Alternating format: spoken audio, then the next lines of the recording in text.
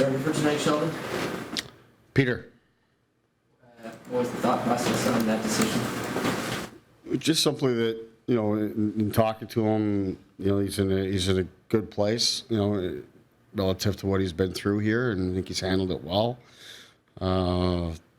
He's had a really good practice day yesterday, a good opportunity to kind of clear his head and get going. And we've had a good gap in time since we played our last game, and obviously a long gap since Peter's played. So all those reasons, it's a good opportunity to get him back going tonight. This is a natural move in a way, isn't it? Because you guys have been talking with the confidence you have, so you have to give him that opportunity to give that back to you, right? Yeah, absolutely. I think that's really what it comes down to. And Shalgren has done a really good job for us. As I've said, he's stabilized our goaltending for us at a time when we really needed it. He came in and did a great job for us, and has increased our confidence in him as a result. But without a doubt, Peter's a guy who has great experience in the league, and also has great experience in finding his game, bouncing back, and then going on a great run. So all those reasons, it's natural for us to get him going again for sure.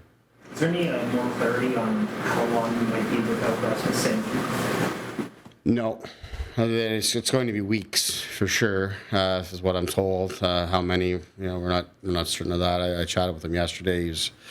He's walking around and doing things in the gym and stuff like that. So he's moving around and that kind of stuff. But it's going to take a little bit of time for that for it to heal up and get greater clarity exactly how long. But he's in pretty good spirits and all that kind of stuff. And like I said, he's back in the gym and doing things there. So his recovery is certainly well underway. You find a team, Sheldon, after the deadline, no matter what we're going to do or what we're going to do, has a hunker down mentality once it comes and goes, and we know now that we're going forward, and here's what we are capable of. Yeah, I think there is that for sure, and that was really our message to the group yesterday when we met before practice. Is this is our group. We get 20 games remaining. We know who's here. Obviously, there's guys with the Marlies that are still going to factor into what's going on, but basically everybody that was in the room yesterday, that's our group. So let's get to work. We know what we need to do. We know where we need to go. We know what we're trying to accomplish. So let's get to work. I thought yesterday's practice was outstanding in terms of the energy and the competitiveness that we had with the group and the work that we got done. So really good vibes coming out of that, and that's really what you want to see. You had multiple games against non-playoff teams a couple of weeks ago. They gave you, a pretty good fight. Obviously, that's something to take in mind as you play this week against the next group one. Yeah, I mean, we've been through this. I mean, we don't even have to talk about it, but at the same time, we're talking about the highlights of the things that are going to cause us problems if we're not ready to play against each team. And this is.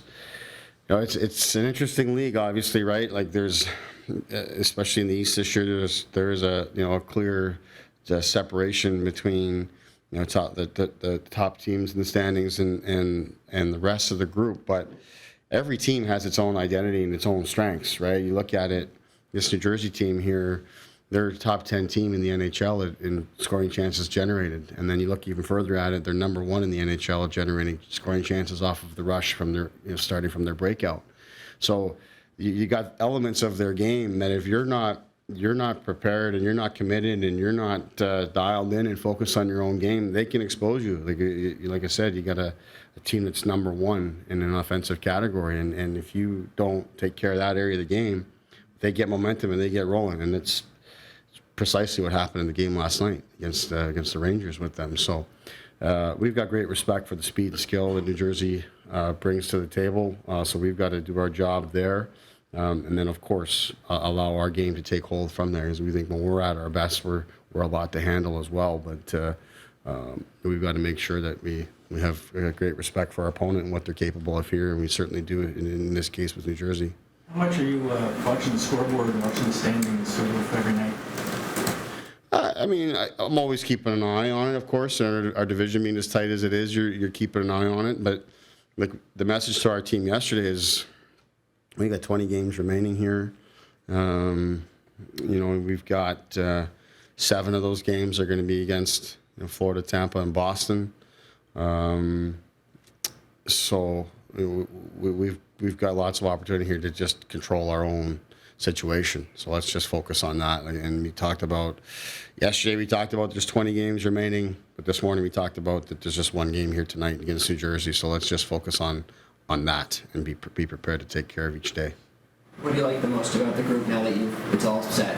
You got your final kind of group together. What do you like the most about how it's set up? Yeah, I think we've got really good depth and versatility at all positions. So we like that a lot. Obviously, Giordano's addition really gives us a lot more options on defense. Especially once we get healthy here and get Muzz back and Sandy and stuff like that. But like that, Blackwell's addition is, as we talked about yesterday, is another versatile player that gives us lots of options. He can play multiple positions, can move up and down the lineup.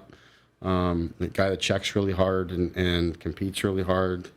And plays with lots of energy, yet has a scoring touch as well. Scores at a 20-goal pace in the league here as he's tried to really establish himself as an NHL player.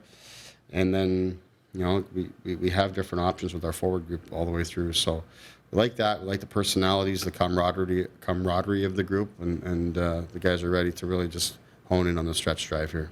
With Blackwell, obviously you guys, both you and Kyle, see offensive upside there. Putting him on that line with Svet Simpson as a start, is that just to ease him in, or do you see potential for him to play up? Yeah, I do see potential for him to move up, but I think really what he was acquired for was to increase our depth and effectiveness in our bottom lines. And so that's where we're going to start him. But I do think, especially with Cash's absence currently, there's great opportunity there for him. And I just felt, that we really like what's happening with the camp line right now. We don't really want to touch that.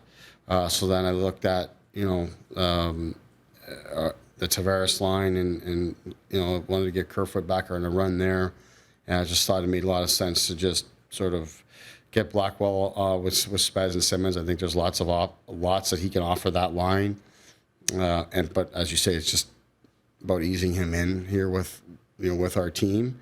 But he's going to play in the power play. He's going to play in the penalty kill, so he's going to get extra minutes that way. And I know the way that he works and competes, that he is going to he's going to make himself noticed for opportunities above that, or at the same time push those that are currently playing above that, and that's healthy for our group.